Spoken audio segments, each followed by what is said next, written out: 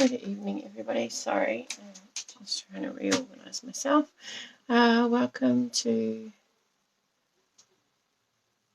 Friday nights, Sunday night, not Friday night, Sunday night live. My name is Kelley Farley. I'm an independent Stampin' Up demonstrator in Karaka, Auckland. And tonight we're going to make this double easel card, which for posting and sending sends flat in the mail like so. And then you've got space on the back that you can be doing your writing, but it's a nice way of just mute my computer, of displaying some design series paper that we have, because we all know that we have a big stash of it. Hi Andrea, hi Alison. So this would be how your recipient would get it, and it actually is quite intuitive and just needs a little bit of a nudge to pop it up there. I watched Lisa Curcio create this, and so my design is of hers. This one here is a little bit smaller because I got my measurements wrong and had to trim the end, and she uses 5.5, so I forgot to pop this up, so I'll put it up now, which has got your measurements for you of the materials that you need. So you need a standard card base. However, the card base, which in America they use as standard, is they've got 8.5 by 11, so that's why it's 5.5. So I didn't have the brain capacity to figure out halfway of 14.8 is 7.4 centimeters. I just but anyway, so that when I messed this one up, because I tried to make it 5 3/4, I decided I would just stick with your measurements. Now we have got, I did cut that one down to 8, but I've left this one as 8 1/4, and all that does is just give you some depth here. It's not going to make too much difference, hopefully. We'll soon find out. I'll soon show you what not to do if that doesn't work. So we've got our card base, which is 5.5 by 8 1/4, folded in half, and then our two pieces for the front are these ones here, which is this matting here, 2 3/4 by 5 1/4. So it kind of sits like that. It'll sit like that on the inside and on the back. We've got our designer series paper for decorating at the top, and then we also have one at the back, which will just make it look a little bit nicer when we've got our message there. And then we've got these pieces are our decoration for our easel. Now you can just go straight onto stamping on here. You don't have to use designer series paper. This one I've actually done 2 layers and then my designer series paper, so it depends on the effect that you want. This card I'm actually only doing 2, and I've used the white just to give a bit of contrast against the cherry cobbler. So the white is 2 3/4 by 2 3/4 square, and the DSP, or the second layer, is 2.5 by 2.5. If you were to put another color here and then put your designer series paper, that would be this size, and then your designer series paper would come down 1/4 of an inch. All right, so let's get started. We're going to need our trimmer, and where did I put my trimmer? There it is. I've been making Matt's birthday invites, so 36 birthday invites that I've got, and cutting out 36 50s and 36 bottles. Yeah, I'm glad I've still got my Stamparatus. I was thinking about selling it, but it's the first time in a long time that I've used it. Okay, so we've got here 8 1/4. You're going to come down, so you're going to fold your card in half, and that is obviously at what is that, 4 1/8. So it comes to there. So what we're going to do is we're actually going to bring our card, and I've worked on this piece here, which is 1 1/4. So coming in from the center mark, we want this score line at 1.5, which is just there. So you can use the measurements in the middle of your. So you want to just make sure that that is where we're just going to score across there. Alright, so you've got your center fold and then your score there. Then you're going to find the center along here.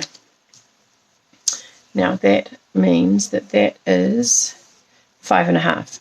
So half of 5.5 is 2 3/4.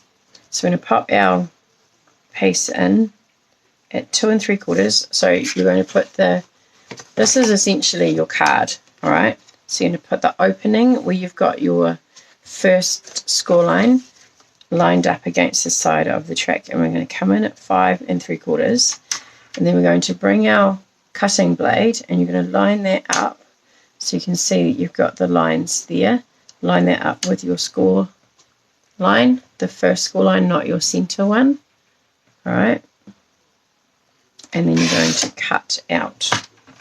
If you want to cut in, you can, but I find it easier to line it up and then go out. Then what we're going to do is we're going to get, you're essentially going to create a V here, okay? So you can score or you can fold. It's up to you. So you're going to go from the outside to the cut mark. So I'm just trying to get my trimmer so that you can see what I'm doing. And we're going to, oh, my scoring blade has come off. Make sure I'm still on your camera.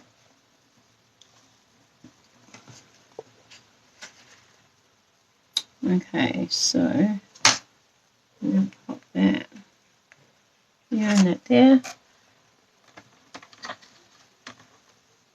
I need to put my glasses back on. Alright, so I like to start off a little bit and then come back in, and then you can kind of eyeball where the center of that's going to be. Alright, so you've got that there, and then if you pop it back in this way, one thing that I did notice, oh, why is it coming up, is that if it's lined up properly, you should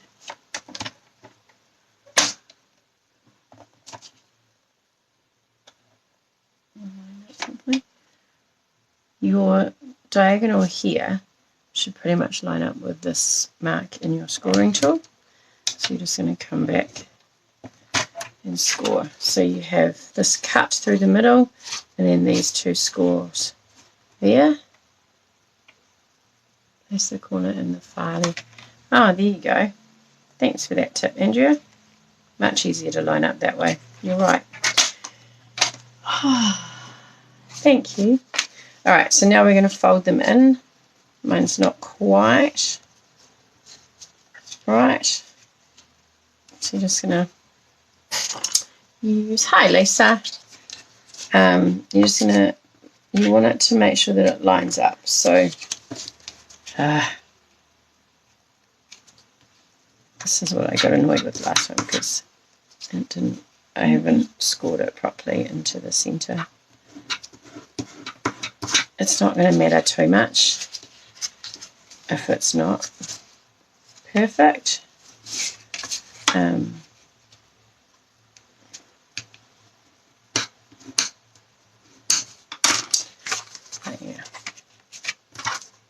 I think that's actually my eyes. But so there we go. So then we're going to fold this one back here. And then we've got our center one. Okay, so our center fold is going to stay as it usually does. This one is going to get folded back, and then these are going to end up opening like so. Okay, so that's our card. Now we're just decorating it. So I've got, I think this is the berry Christmas paper. I can't remember, and I put it away. So what we're going to do is we're going to start with this piece here, and I'm going to line that up. I'm leaving this one blank because this is where, with your easel, that's what you're going to see underneath it. Alright, I'm going to stamp the back one. which I've just realised that I didn't get any ink out to do, but that's okay. So I'm going to pop this with some glue and then just line that with a nice even border around the edge, like so. Now on the front here, I'm just going to pop one of my pieces of Designer Series paper.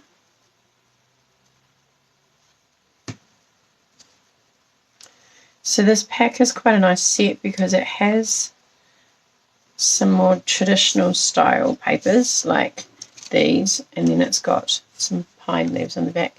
But it also has these stylized trees, the bear, and some stripes.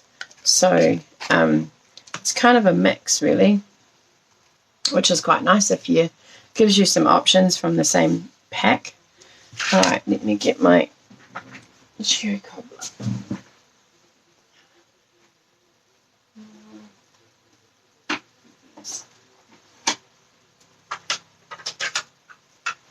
Cherry cobbler and oops.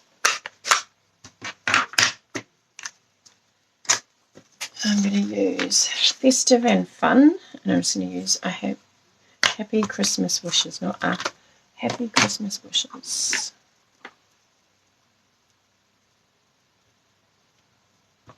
I'm going to use this one for a while. Oh, there we go. Don't Rock It, Kelley. Beautiful. Beautiful.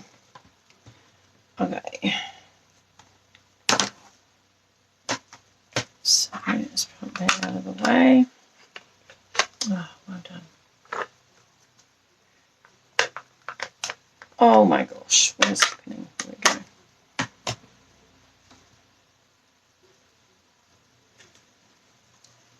Okay, so this is going to go on the back here.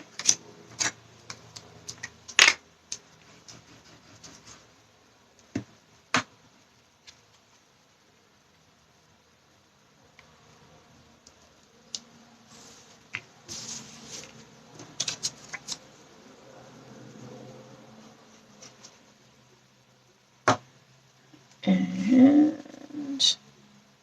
this is going to go here, and I want it to line up with, so this one actually is the same size, but so that's actually, when it goes down, it's going to go underneath it. So this one, if you wanted to have a little bit of a border of the card base in between, I'd make that just slightly smaller. Okay, next bit is ribbon. I'm going to pop, now this ribbon is quite pretty. It's called this silver and white ribbon. It's not very original, but it's quite a clear meshy kind of ribbon with a silver shimmer through it and then silver edging. So we're just going to pop that over here. Some scissors. So this is in the mini catalogue, September to December mini catalogue. Just adds a nice little, it's not too heavy, and it just adds a nice little bit of shimmer to your card.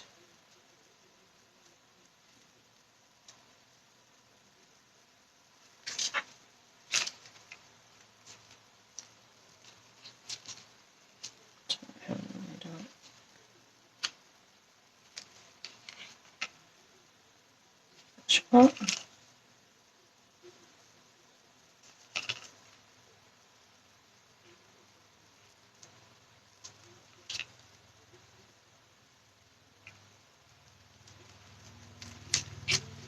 Okay, so maybe we're not going to have a bow. Maybe we're just going to have it tied off.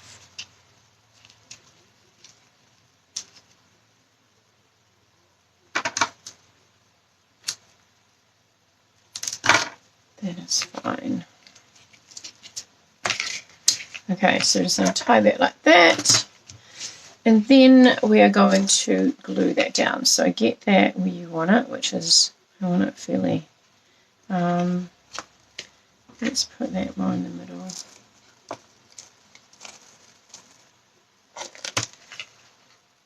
And center that where you want it. What we're going to do is put some glue on here.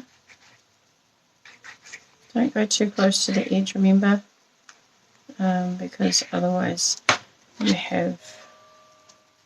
might have an issue of it oozing out. Specifically the top of the base to the top inch.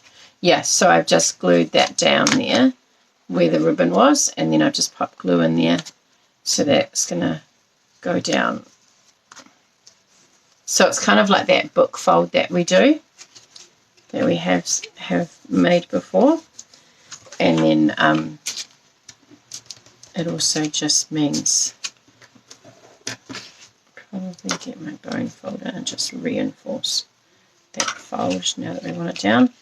And so this one is going to fold back, and then these are going to fold in. Now we're going to pop that there for a minute, and these ones here. So we're going to pop this here. I've kept with the pretty peacock side, just to make it a bit easier rather than switching over. So it does have the same pattern of DSP. So I got both of these pieces and the 2 strips out of a piece of 6x6. So if you got my DSP share, then that would be 1 sheet of the share. So if you were to look at it like that, you could get 6 cards out of a DSP pack of a share pack. Okay, so what we're going to do is we're going to pop this down. I'm just going to tuck my ribbon behind here so it doesn't get glue all over it. We're going to pop this down, and we want to put these. This one, it doesn't really matter because it doesn't have a direction. But if you had the designer series paper, or you had stamped something that you want to be showing like a direction, like this one, so when you lie it down, it's actually going the wrong way. All right. So what you want to do is you have your pieces, your easel part folded up, so that you can put your pieces on the right way. And so when it stands up, it just kind of sits like that. So I'm just going to glue onto here, just in this triangle. All right. Again, we don't want too much glue, and we're just going to pop that. Now the main thing that you need to think about is to make sure it doesn't go past the center, otherwise it's not going to close properly. If you feel more comfortable having smaller pieces, then by all means do that. Hopefully mine aren't. Oh, they're a little bit longer. They're a little bit longer, but they're going to sit up, so it's not going to matter. So you could make this white piece the same size as that, or actually just like a smaller margin. It's up to you. You can see where I went wrong. I didn't get it quite in the corner. So it may be easier to just maneuver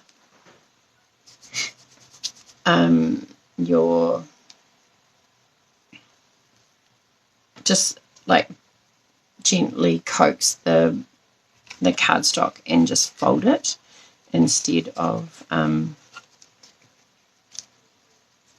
it's not straight, instead of using the scoring tool. Now it's stuck now. When it's standing up, no one's going to know. And what I've done is I've cut out one of our trees, which comes from the Merriest trees dies. And was going to do it before I didn't get a chance to use these Pearlized Enamel Effects. Now these are the ones from last year, but I see they've brought them back and they've got them in the metallics, and I think they've got them in these colours again, which I would have to just go and double check. But what I want to do first is I want to pop some. Now this piece, I mean, as you can see, that's standing up all by itself. Like, it doesn't really need anything in the middle. But what I would recommend is that if you're sending it to someone who's not familiar with this type of card, you probably want to put some dimensionals on it for them to give it some kind of stability when it does stand up, and it's got something to hook behind.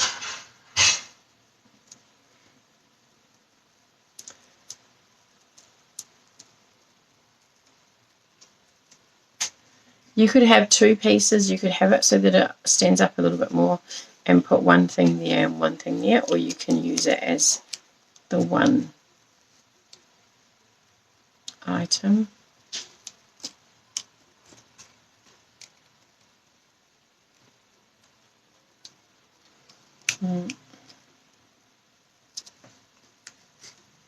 So that's gonna, you can, that's easy enough to do.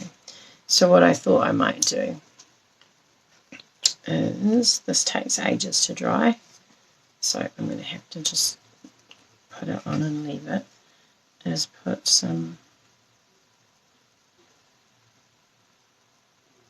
so like a garland type thing across it, just to kind of give it a bit of texture, because it erases, it's kind of like, what do you call it?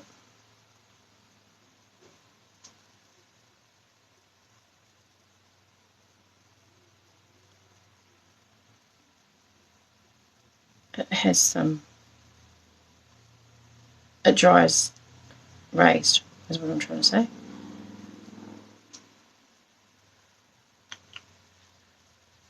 Alright, and then I thought also, because there's red,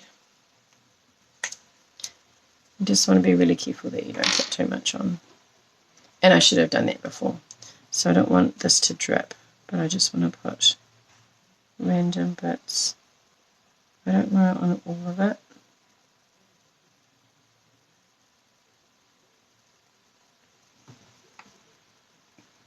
Just put my hand in it. Take it.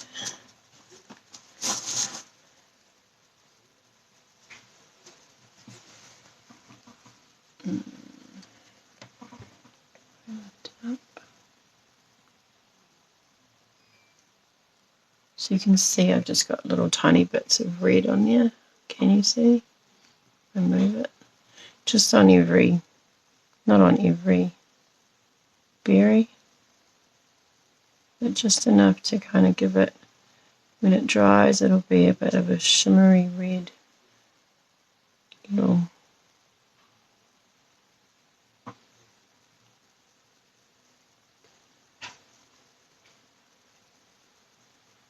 I said I wasn't putting it on everyone, but I've put it on everyone on that one. So now I have to do it here.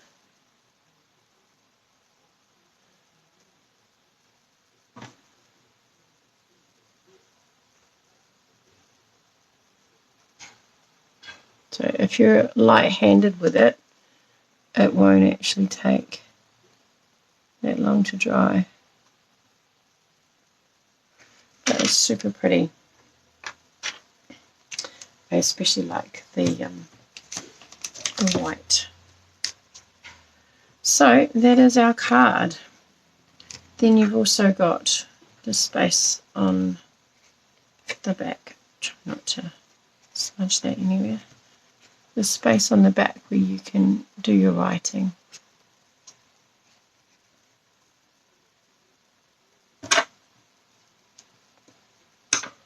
Right, so that is us. Andrea, I have I wrote your name down somewhere. You are the winner tonight. thank you for popping up your cards again this week. So that's our four prizes for Andrea. So thank you very much. I will get in touch with you shortly. I just ordered some new stuff, so I'll wait and wait till I get some new things arrived to show you. Alright. So yeah, we won't do the spinning wheel because Andrea is the only one that I can find has posted. So if you have posted things and I haven't seen it, please do let me know. Alright, I am going to leave you there. Thank you very much for joining me, ladies. And I will see you on Wednesday. Bye for now.